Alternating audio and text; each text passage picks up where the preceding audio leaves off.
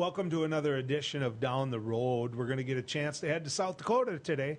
That's right. We're going to talk about the South Dakota Attorney General. Was he given a big enough penalty for that? Well, you can describe it any way you want. He struck someone walking on the road with his vehicle, and none of it got announced, or not announced, but investigated until the next day. Was he given a big enough penalty for that? Did he learn something from it? After getting a speeding ticket shortly after that, and a significant speeding ticket? We'll talk about it. We're going to head to South Dakota to do just that with a state representative. But, there's a lot of talk in regard to what's going on in Florida. Governor DeSantis said, you know what? There's going to be no mask mandate. I'm going to withhold the funding to your schools if you put on a mask mandate. Where do we sit legally on that? How does that shake out? Since then, a Florida judge has ruled that he doesn't have the power to do that, but money has already been withheld. What happens? Who's right? Who's wrong when it comes to the law? When it comes to where the law sits and the Constitution sits? We're going to talk about that right now with Ross Nilson. Ross is an attorney with Nilson Brand Law here in the Fargo area. Ross, good to have you coming down the road with us. Oh, thanks for having me today. Let's talk about that. The governor decides on his own, basically, that he's going to use the power of the governor's chair to tell school districts, we're not going to pay you. If you put a mask mandate on, we're not going to pay you. If you were representing that school board, what would your argument be? Well, I think the argument would be is that school boards are locally controlled and have their own local powers. I know that was part of the argument that was made on whether it's unconstitutional, whether he overstepped his bounds or not. And so I think that's what they focused on, and whether, the other thing about it is that part of the governor's argument, at least in the court case, is that there wasn't a parental exemption. You had to actually go to a doctor to get the exemption. And it did get ruled unconstitutional. And I saw yesterday they're still withholding some funding for at least two school boards. I think Governor DeSantis is saying, go ahead and enforce it if you're going to rule on it, and it's being appealed. So it'll be interesting to see how that shakes out. I know that the judge decided that he had overstepped his bounds, but I saw some of the comments made by the governor's office that it seems like that perhaps this was a friendly venue for the parents, because he said that this was the same court that also ruled against him reopening schools. So I wonder if they went to a friendly venue, found the friendly judge, and now it's getting appealed at this point. You don't wonder, I mean, as an attorney, you know where you're going to file the papers. You know where you're going to make sure that that's the venue you want. And that's part of the process. Yeah, it's absolutely part of the process. And I think, outside the state of North Dakota, and this happens all the time in civil cases, especially like personal injury cases where you find a friendly venue, you'd rather be in California than North Dakota if you're looking for big-time damages. Right. Yep. No question about that. When it comes to, the situation of local control, these local school board members are elected. I get that. I understand that. And quite frankly, as a former legislator, I don't know that there's any tougher job in the world than being on a school board. Those people that run for that, whether I agree or disagree, I completely respect for wanting to even serve on that. But what I learned in my time in the legislature is pretty simple, which is you can have things like the school board, you can have things like the county commission, you can have things like state legislators, you can have things like the governor, but everything involves a pecking order. If the President of the United States tells the governor that he doesn't have that type of power and the governor has to prove it through the court system, he's going to have to prove it through the court system. For school members to say that the governor doesn't have the authority, if in fact the legislature gave him the authority, what type of case are you going to make on behalf of that school board? Well, I think as part of that case, I pointed out that the governor's emergency powers lapsed in June and hadn't been renewed. So I think that was part of the basis, is that the powers still weren't in place and that he overstepped his bounds that way. I believe the court also looked at, what parental rights, that they have a right to whether their kids are going to go and have a safe environment to their school, versus the governor's, arguments that the masks weren't effective and that he still had these broad powers, but the court didn't buy it. So let's take that another step. If part of the ruling of the judge is that, look, the governor has taken away the opportunity for the parents' children to have a safe environment, then shouldn't the governor have to require that mask be worn in every school? Because if you believe in the safety of children, if that's your ruling, and other schools don't have it, then your ruling is a little bit on soft ground, is it not? I think it is, but I think the court also looked at what was before it. The court can't just broadly decide for the whole state, right? They have to look at the plaintiffs that are before it and the relief being requested. I think the interesting that's come about with these mask mandates is that just recently the Department of Education sent letters to various states, I believe Iowa and Utah, where they have these mask mandates in place, contending that they're going to start investigations whether children with disability are being precluded from having an opportunity to have a safe environment because of the disabilities. Not having a mask in place could affect their ability to receive a fair education. Well, and you knew that was going to be part of the argument. That isn't a big stretch as well. So what about if you're taking on the governor in this particular case, and he does, as you just said, he doesn't adhere to the ruling. He says, go ahead and enforce it. What steps do you take if you're that school board then? Because if he puts the burden on, go ahead and enforce it, and they say, no, we're going to make these faculty and kids wear masks, is it just about the money? Is it just about go ahead and do it? I'm still not going to send the check.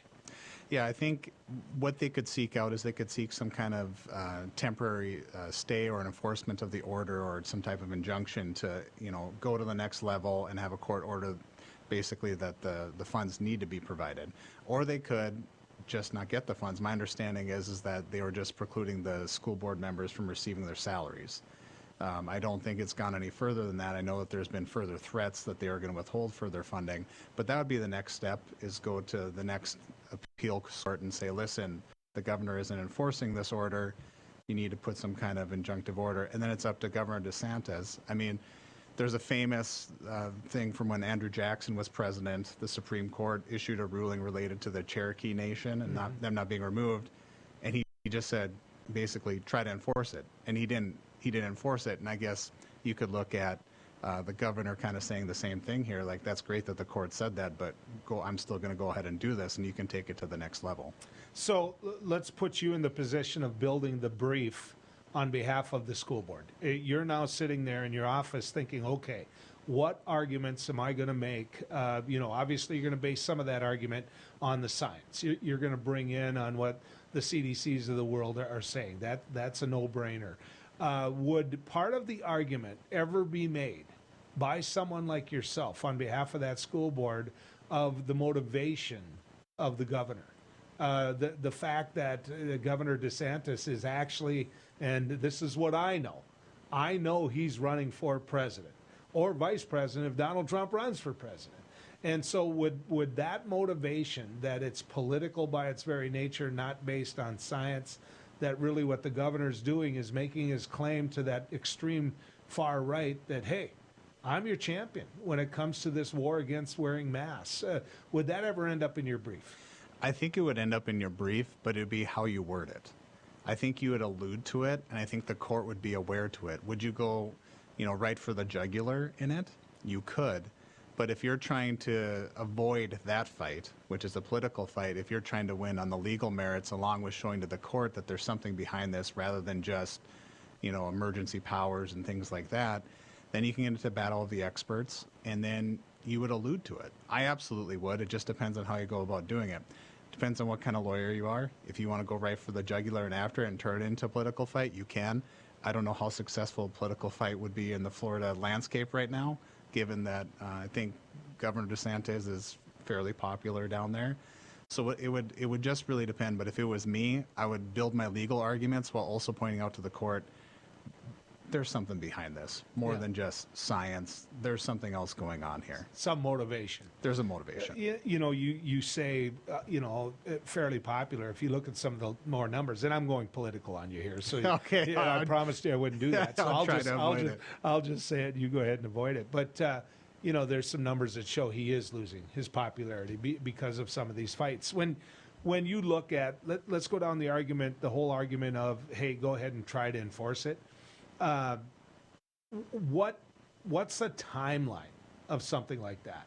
Because if you're going to make an argument and it takes 6 months, a year, the whole school year, and by then we've reached a point where masks are irrelevant, and yet you've still lost the money that goes along with that, is that a winning strategy for the state of Florida? Or can the courts themselves move in a fashion that resolves this sooner? I think the courts absolutely can. You would see some kind of emergency or expedited relief to do that.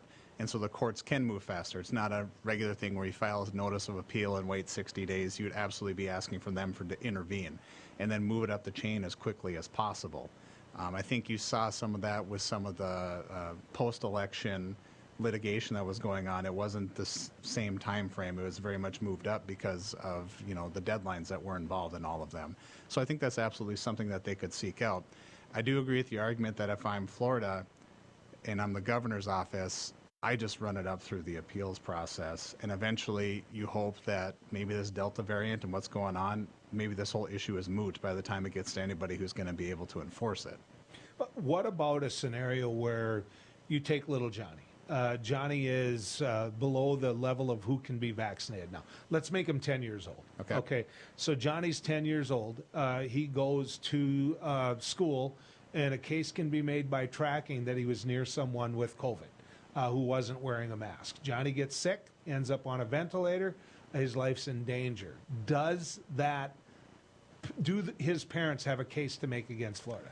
I think right now that is the great unknown for a lot of places. I think for businesses, I think for governments, that's the great unknown, is that there are going to be some liability protections because we do have people going into workplaces like schools that are going to be exposed. And I think there's going to be cases out there that are going to try to make the link. And the question will become, can you actually link it to a specific instance? Can you actually link it to that it happened in school?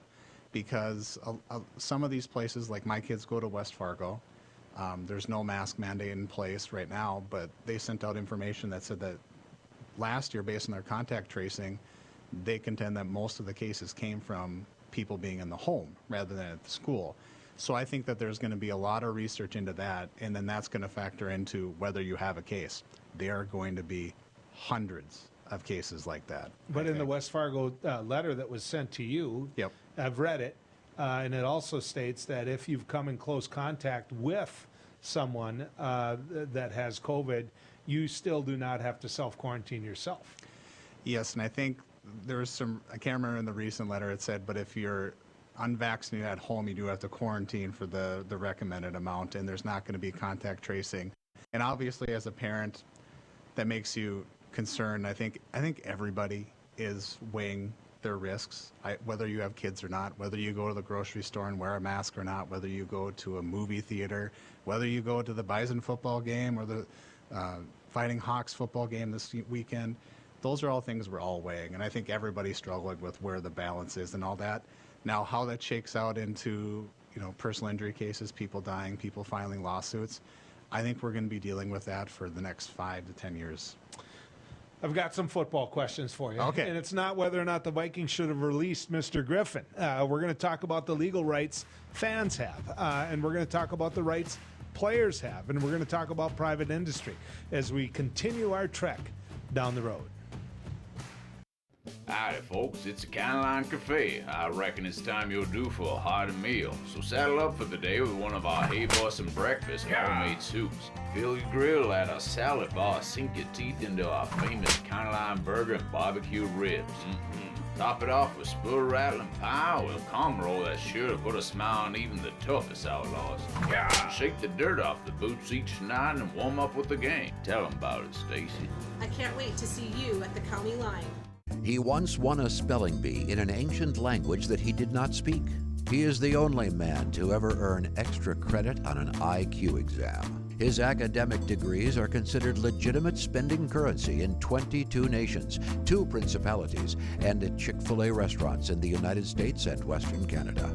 I do not always engage with education programming, but when I do, it is the Dr. Duke Show. Stay educated with the Dr. Duke Show, weekdays at 4 p.m. on Beck News. Hi, Hunter Ellis here for Night Hero Binoculars by Atomic Beam.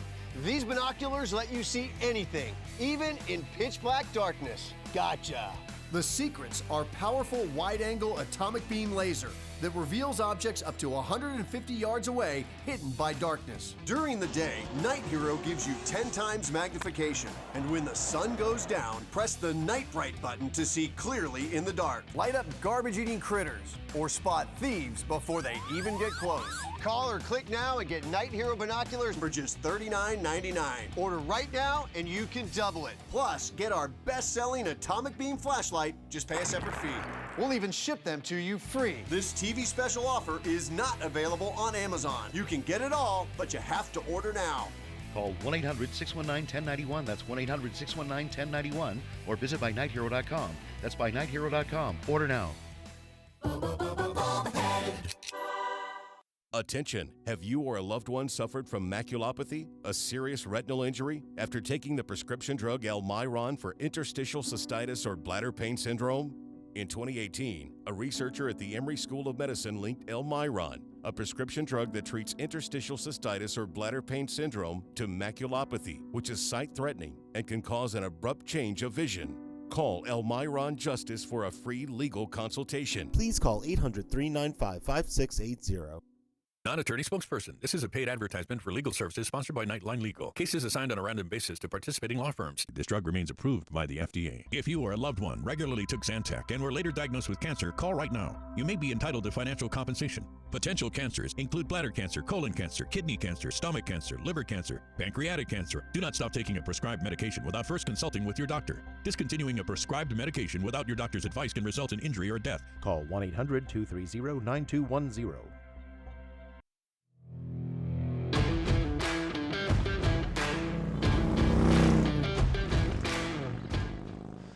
Well, we still have him in the rig. That's right. We get a chance to continue going down the road with Ross Nilson, Nilson Brand Law. And the conversations we're having is over the legal rights when it comes to COVID and how this reacts. In the last segment, we talked about schools. We talked about Florida. Of course, the big news now in the sports world, in the football world, is that Carson Wentz, who has refused to get vaccinated, has come near someone with COVID. And because of that, he's pulled off of practice in the field and being around the Colts for 5 days. Yep. In the media in Indianapolis is starting to turn into the media in Philadelphia. It's mirroring that. And so, whether we talk about the players union, whether we talk about whatever, the legal rights that a private industry has, as the Colts are, or NFL, because the NFL set up this policy as a way to encourage or almost force these players to get vaccinated. Do they, as a private industry, have that right? Yeah, they do as a private industry to set up what the standards are. It's, of course, the players have their own union, and I'm sure that the NFL and the union had extensive discussions about this during the off season. Now, whether the policy is, you got to be away for 5 days, and I think you have to test negative multiple times in order to do that. And it seems like the players who are making the decision not to be vaccinated are deciding that's a better outcome than getting vaccinated for whatever their reasons are.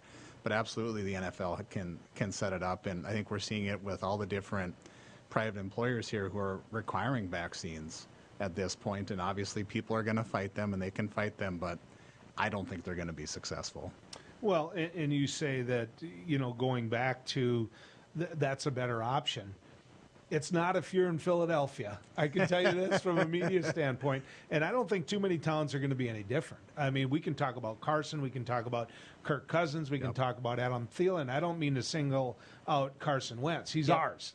We're also proud of the fact that Carson Wentz is from North Dakota. I get that. I understand that. And he'll pay a price, endorsement-wise. I mean, but to make that decision on his side, in terms of, without seeing the contract, without seeing how that goes, can the Colts basically look at someone like that, say they have a no-cut contract, say, you're not doing what we hired you to do. You're not playing football. Can they cut him loose? I think they can, because I think that's happened. I think if you look at the cuts that were made yesterday in the NFL, I think that there were decisions based off of, if someone was vaccinated or not. Cam Newton got cut yesterday, and the last few... Cam Newton got cut. He got cut. I want people to keep that in mind. Yep. Do the Google on Cam Newton and ask yourself if you would have cut him.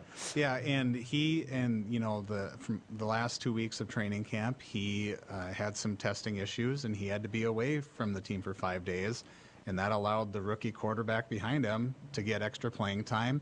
And there's some belief here in the media and through different reports that weighed into the reason why he got cut, is that the other guy looked better and they didn't want to deal with the constant testing and what if he tests in the middle of the season.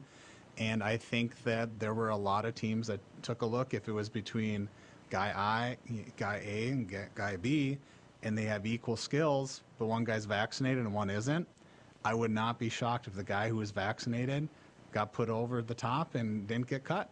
So then let's take it to a different place. Let's put you now as the attorney representing Cam Newton. Could you make an argument that, hey, you didn't release me based on my skill. You released me based upon my personal belief when it comes to vaccination? Well, the joke in our office is you can sue anybody for anything, right? Which is true. It's been proven time and time again, which is why people love attorneys. But I think you could attempt to make that argument, right? I think you could. I think the difficulty is going to be is that the Patriots or any other team is going to be able to point to a variety of factors of what actually factored in. I think this is the perfect example of why employment discrimination cases are so difficult, right? Because you have to show whether you were terminated because of your race, your gender, your disability. And the employers, if they're smart, they've been tracking things, and they're going to try to find different reasons. If it was discrimination, they're not going to say, I discriminated against you. They're going to say, well, you showed up to work late 3 times. It had nothing to do with you being disabled or whatever. And I think you didn't look the same in practice. They'll find some reason. You didn't look the same. Yep, absolutely. And that the quarterback was just a better fit. Now, if you got a coach, I think Urban Meyer came out and said that vaccination and whether you're vaccinated, played a role. That's a whole different issue, because and I know the NFLPA is going to be looking into that, because they might be making some arguments that this wasn't based on the fact that you were better than someone else. This was based on a completely different reason. They got an issue with this, though, too. The players' union, if in some of the cases, I think the players now are at about 90% vaccinated. And so you've got 90% of your members in the players' union that have chosen to and gotten vaccinated. And you're going to represent and make an argument on behalf of that 10%. Yep. And then the 90% of your union says, whoa, wait a second here. That 10% is putting me at risk, and so I want you to represent my interest against the 10%. I could see that playing out. I could see it, or I could see that the players, the 90%, want to work with the 10% and see if they can't squeeze some concessions out of them to avoid it. I mean, at the end of the day, if you're the center for the Colts, you want Carson Wentz playing. Yeah, you do, and I think that.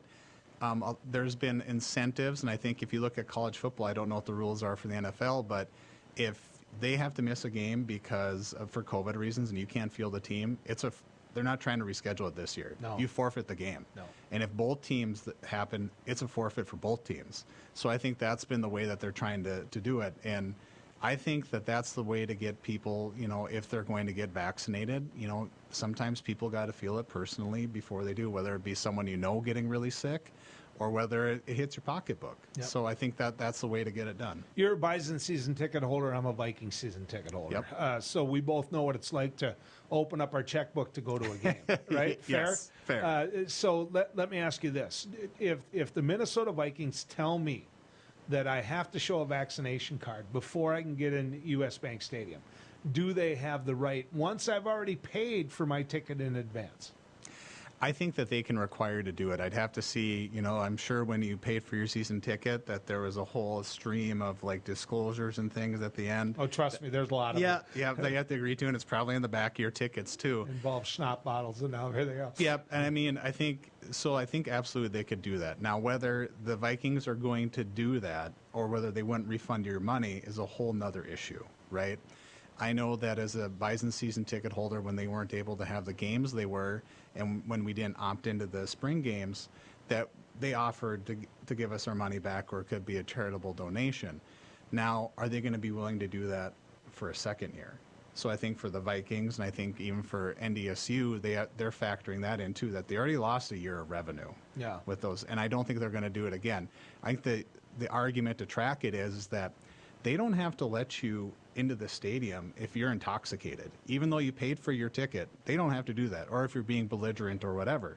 So I think that would be the argument that they would track, that this is just another form that we're trying to protect all the fans that are there trying to enjoy the game, and that we're allowed to do this, and I think you might be out of luck. So if a client came into your office and said, listen, Ross, I'm being discriminated against because I haven't been vaccinated.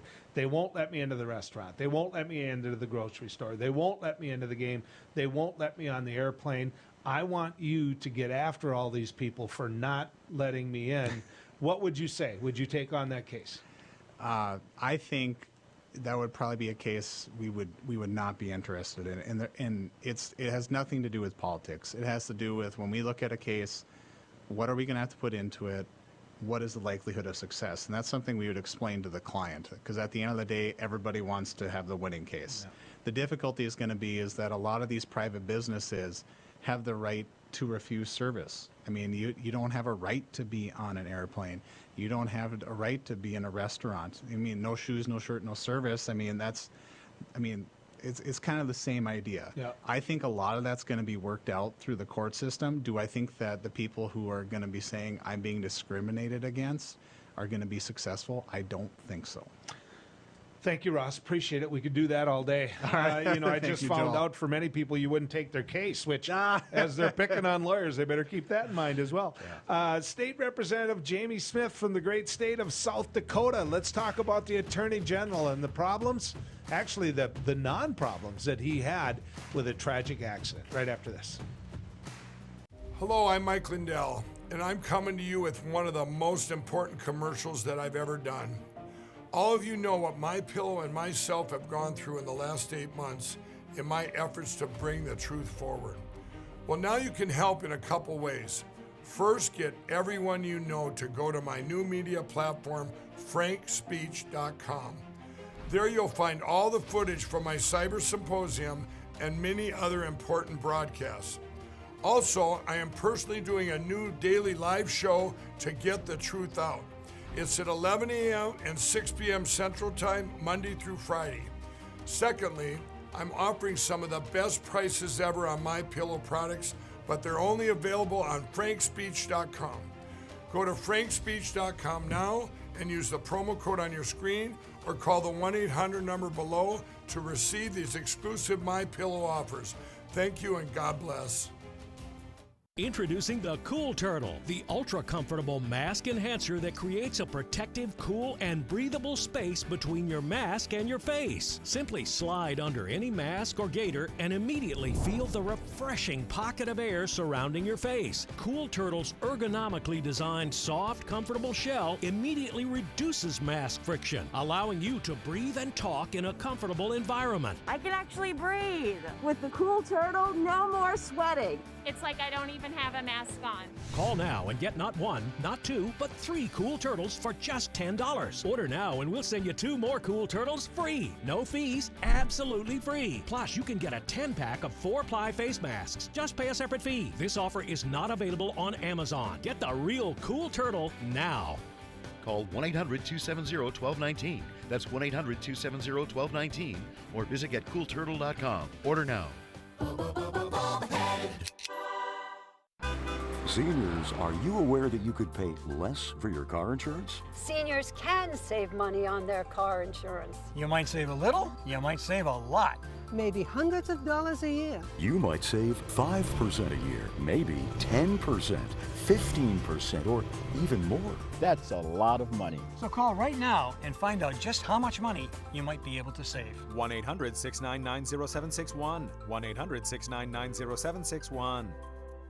I'm Rick Becker from No Apologies. Welcome to your after hours oasis of sanity. How can these people not see that they're just clowns? We help simplify and educate you on things going on in the legislature and around the country. Asking the hard-hitting questions. But also having Fleece Stack and Marty Krofft stuff, and we've talked about that sometimes.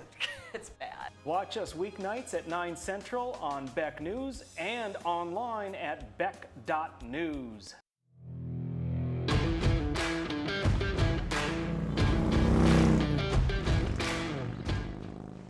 Well, it's awful tough as a fan, as a private business, all of those things to make decision in this COVID world. But I'm going to add this to you, okay? Would we be talking about masks in schools? Would we be talking about whether or not to enter a private business? Would we be doing any of that if people had just went and got vaccinated? For those of you who are sitting there telling me, oh, okay, well, you know that you can carry. So the COVID is not going to go away. You know, we're going to still have this virus here. So what are you talking about when it comes to that? Well, I'm going to give you some numbers later in the show. And those numbers show what's happening at Sanford Hospital. Those numbers show exactly what's happening when it comes to who's being vaccinated, who's taking up that bed space, who's making sure that your health care bill is going to be a little bit higher, and who had the opportunity to not have this be a problem at all. To not have it be a problem at all. I'm just going to give you some examples in my life before we get a chance to visit with Jamie Smith from South Dakota. Here's some examples. I have 2 friends. I've lost 6 friends to COVID. Actually, 3 friends that I lost to COVID who were young men, young by my standard, right? One was in his 40s, one was in his 60s, and the other, I guess, was in his 60s as well. Plenty of life left there, right? Plenty. A lot of good things still waiting to happen to them. But they died. They died of COVID. Now, the vaccine wasn't out yet. Ask yourself this. Would they be here had the vaccine been out? The answer is yes. The answer is yes. And so we need to talk about that a little bit later in the show. South Dakota State Representative Jamie Smith is somebody that I've met a couple times, and I got to tell you, this guy is energy. This guy is passionate when it comes to the state of South Dakota. Representative Smith, good to have you coming down the road with us. Hey, Joel, it's great to be here. Thanks for having me. I want to talk to you, if I can, a little bit about what happened in South Dakota with the Attorney General. The Attorney General of South Dakota got into a tragic accident where he struck a pedestrian, and he struck someone that basically was out and walking at the time, and then he ignored it. He went home. He didn't go back. He didn't check it out. And that same Attorney General's fine, and what he was punished with is unbelievably, in my opinion, easy, to the point where you could make an argument that he got off. Representative Smith, what are South Dakotans saying about this? What are they saying about how the Attorney General was treated? You know, there's just a lot of questions involved with it still, even though we've made it through the at least this phase of the legal proceedings, you know, with the charges that were filed. Many people think those charges were very light, to say the least. You know, not having seen all the evidence and things like that, it's a bit difficult. But with the, you know, evidence that our governor did share with us earlier, and then it was redacted, it's just it's a tragic situation, and it does not seem to many of us like it's been handled in the best way. The attitude and the approach that the Attorney General has taken to this whole thing, grade that as the opposition party. Take a look and a step back as someone whose job it is to be that counterbalance, to be that opposition. How do you think the Attorney General's handled this? Well, not well. You know, I think there's been very little acceptance of responsibility. And you said as a member of the opposition party, well, this is not really even, I mean, the people, it's not a Democrat or Republican thing going on here. I mean, the Republicans are equally disturbed by this. I mean, you know, every branch of law enforcement has asked our Attorney General to stand down and resign. He's been asked by the governor to resign. We brought articles of impeachment earlier. We did take a step back from that. We've publicly stated that the best thing for our Attorney General to do would just to be stepped down. Well, and you're right in saying that this isn't just a political thing. The reason I brought that up is because there's a lot of argument about how the court system itself dealt with this and whether or not that was done in a, hey, the good old boy type of an attitude. But Governor Nome, who isn't exactly known for taking on Republicans, Governor Nome has called for the Attorney General to resign. Can you see the case where Jason Ravensburg is able to do his job now, or does he need to resign? I request that he resign. That when you have the confidence of your top agencies across our state when it comes to the legal system, and they're asking for his, resignation, the Sheriff's Association, the different Fraternal Order of Police, all the different organizations there, the different lawyer organizations. When you're our top really legal person in the state and people don't have confidence in you, that's not good for our system. He's South Dakota's attorney. Well, okay. The attitude that he has taken to this, just to back it up one step, 7th speeding ticket that he got, and he got this days before his trial. Does that show a cavalier type attitude? Because I can tell you this, if I hit somebody by the side of the road, I claim that he's a deer. I didn't go back and check it out, and I didn't do that until the next day. I would certainly find myself questioning how well I drive and how well I pay attention. And so does that give the people of South Dakota a reason to ask whether or not the Attorney General is somebody that took his actions seriously? From his comments and from his statements, I think we can take that this has not been dealt with as a serious matter that it is. I think one of the things, and you bring up a good point, Joel, early in this interview, is that there's a tragedy that happened here, and Mr. Beaver lost his life. And we don't want to forget about that in this. And you'd think if you were in a tragic accident like that you would, and you were responsible for it, there'd be remorse, and you would take responsibility for that. And I don't think that that's been done.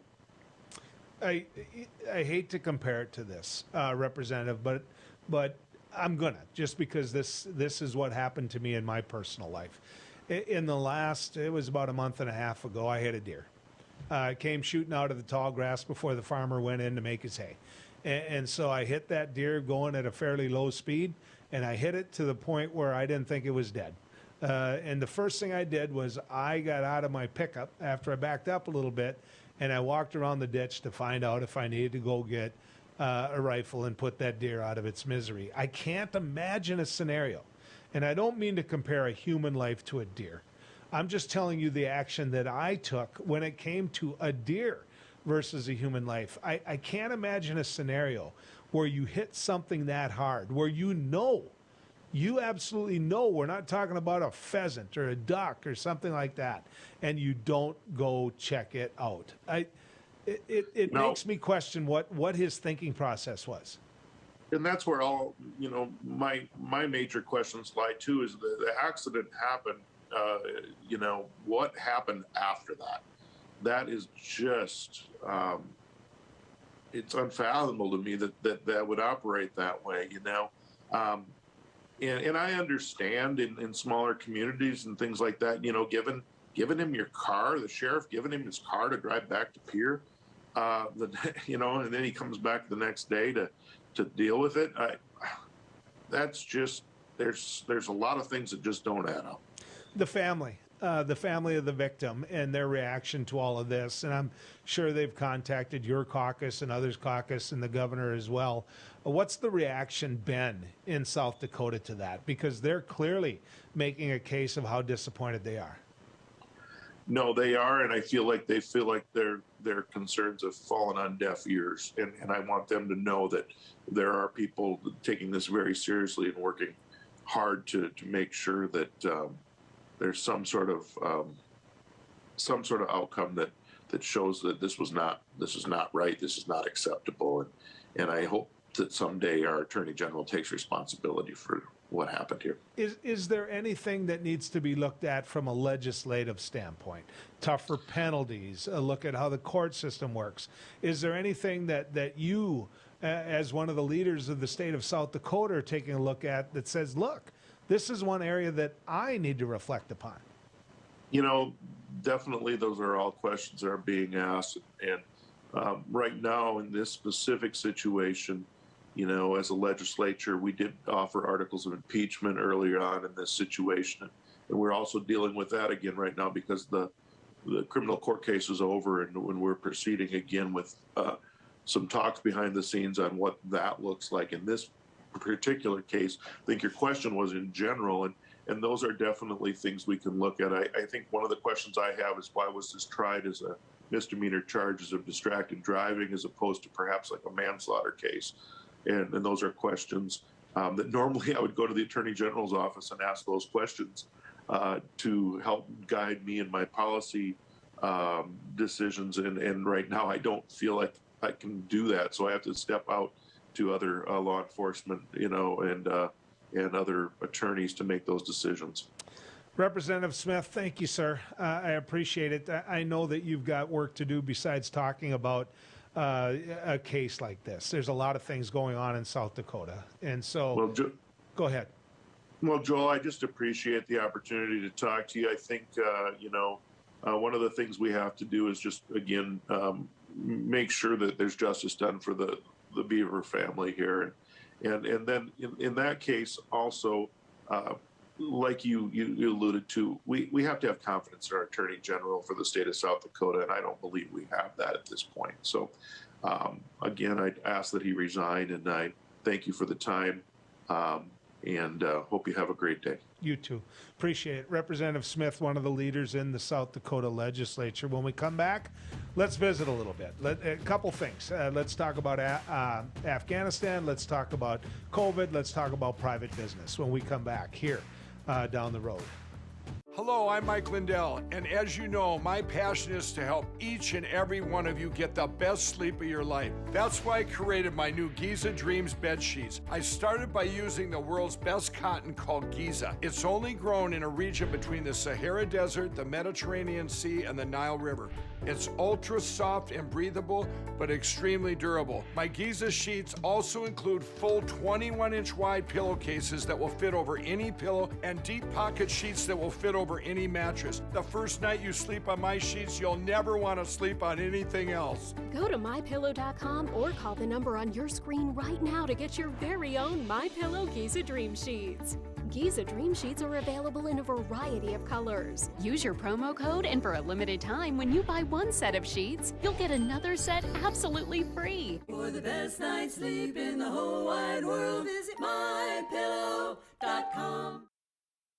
Non-attorney spokesperson. This is a paid advertisement for legal services sponsored by Nightline Legal. Cases assigned on a random basis to participating law firms. This drug remains approved by the FDA. If you or a loved one regularly took Zantac and were later diagnosed with cancer, call right now. You may be entitled to financial compensation. Potential cancers include bladder cancer, colon cancer, kidney cancer, stomach cancer, liver cancer, pancreatic cancer. Do not stop taking a prescribed medication without first consulting with your doctor. Discontinuing a prescribed medication without your doctor's advice can result in injury or death. Call 1-800-230-9210.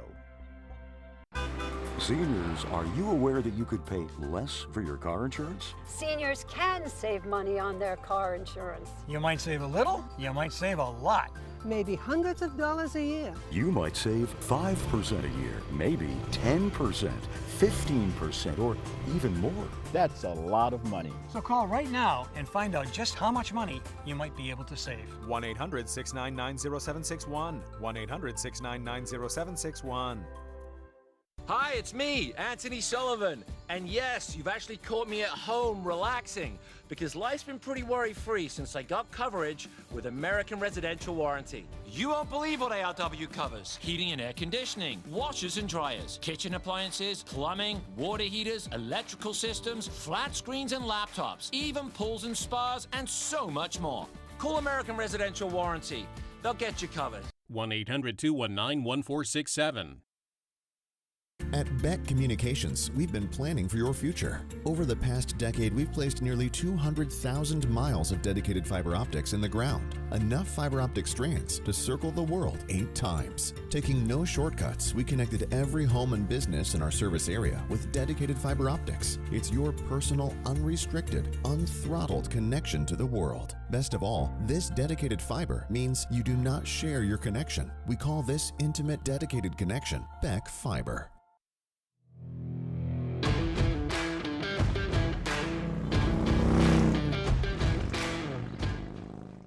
Couple of things I want to talk about. What's happening in Florida, we are not immune to right here. In the great state of North Dakota, let's use Fargo as an example.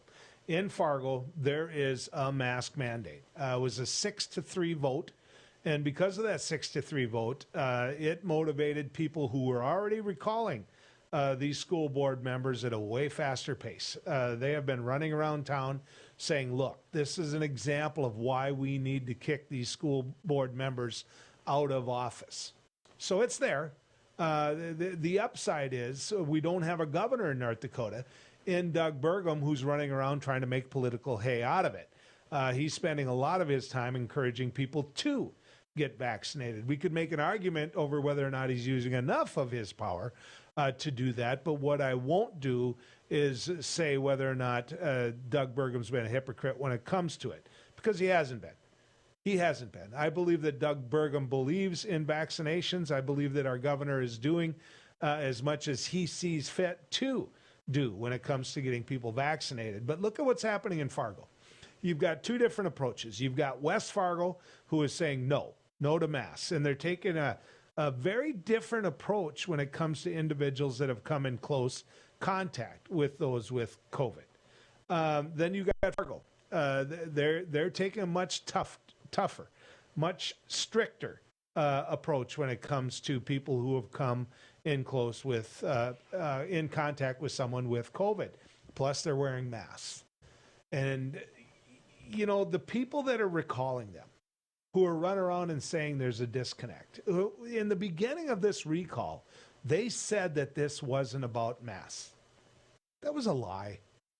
That was a lie. This was always about masks. Now, I think we need to ask ourselves, and you know, we can talk about the recall. We can talk about whether or not that was worthy of a recall or not. That's a whole separate issue, but don't lie to me when you're asking me to put my name on a paper supporting a recall.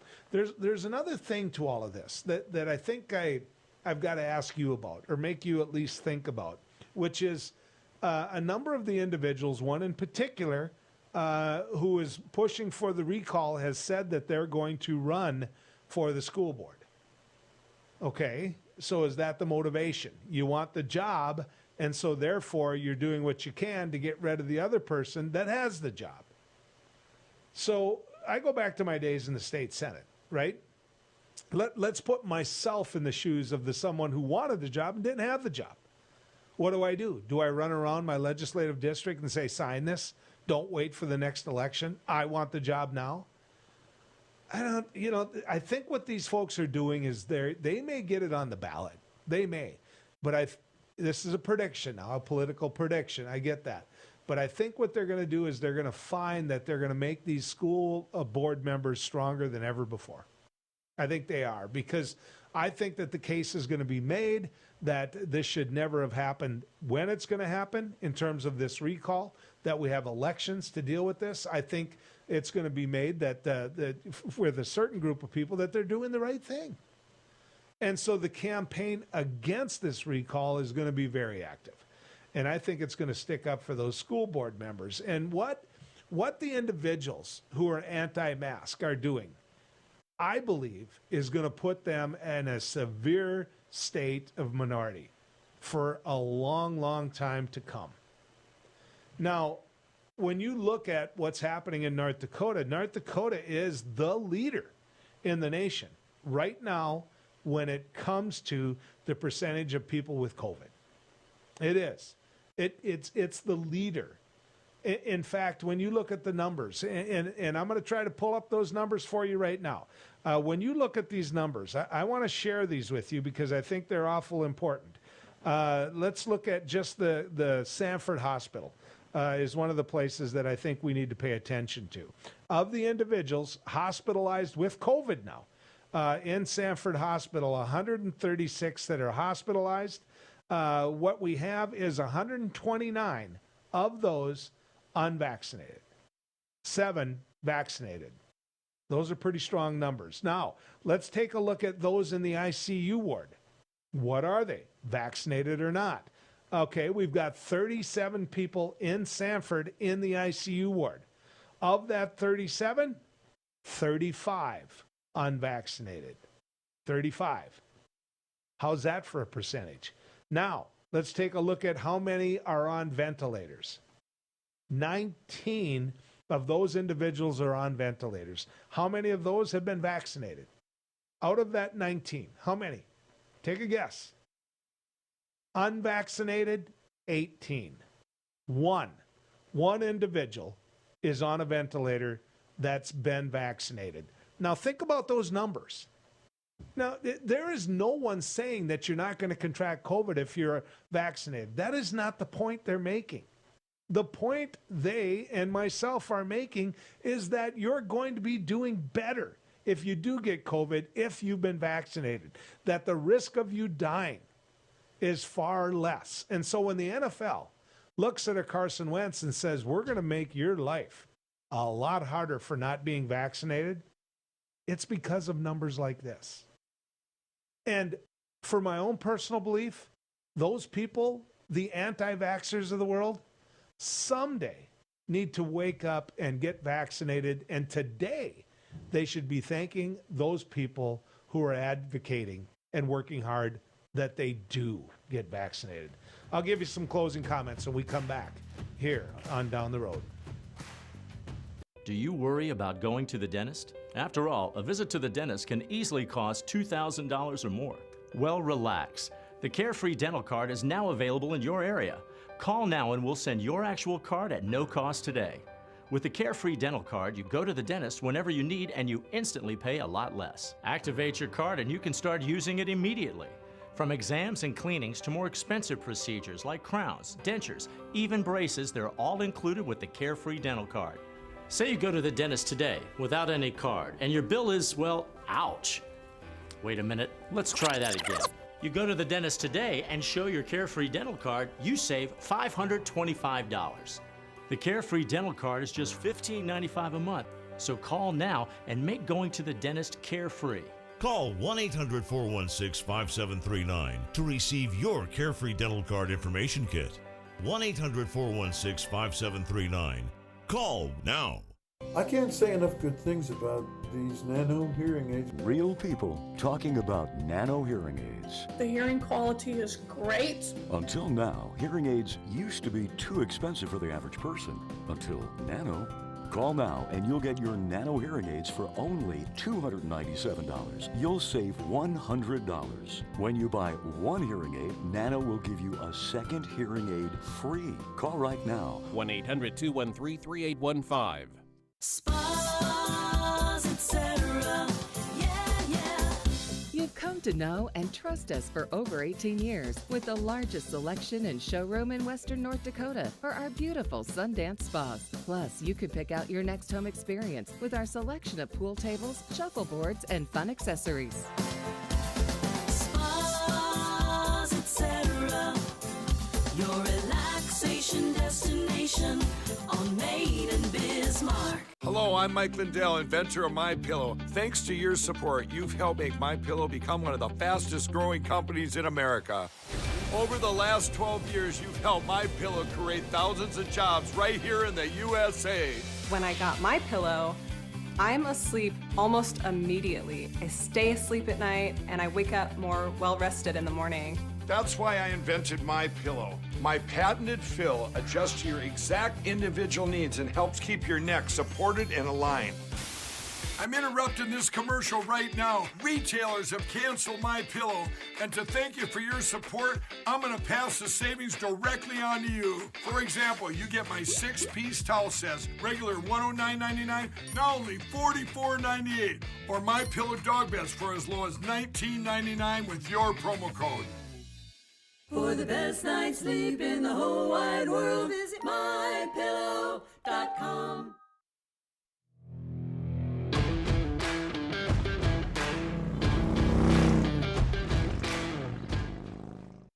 All right, we only have a little bit of time left before we get where we're going, but let's head to Florida again. Let's talk about motivation when it comes to public policy. The worst public policy motivation you can possibly have is self-interest when it comes to election. Now, everyone's going to say, come on, Heitkamp, you were a politician for 14 years. You served in the North Dakota legislature, and to cast a vote that you know is going to make you unpopular at home and cost you your seat, you're not going to do that. It's not always true. It's not always true. And that isn't always true for members on both sides of the aisle. Oftentimes, there are issues that you're going to have to go home and explain the vote of. You're going to have to explain that vote. You're going to have to make sure people knew the issue, why they disagree with you. And you know what you find out?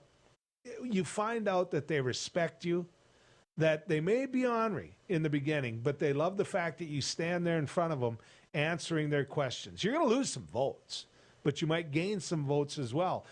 Look at the motivation with Governor DeSantis in Florida. His motivation is not based upon science or his constituents' lives. That's not it at all. If it was, then he wouldn't be fighting these individual school districts that might have hot spots when it comes to COVID, or might have huge percentages of areas where people haven't been vaccinated. Now, anyone can instantly just roll out and say, hey, get vaccinated. My advice to you is get vaccinated.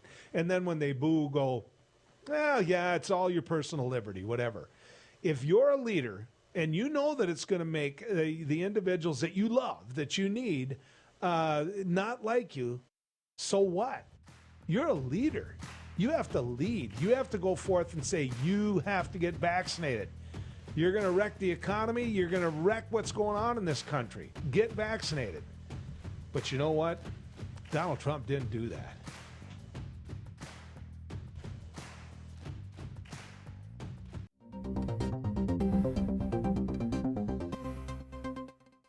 Hello, I'm Mike Lindell, and as you know, my passion is to help each and every one of you get the best sleep of your life. That's why I created my new Giza Dreams bed sheets. I started by using the world's best cotton called Giza. It's only grown in a region between the Sahara Desert, the Mediterranean Sea, and the Nile River.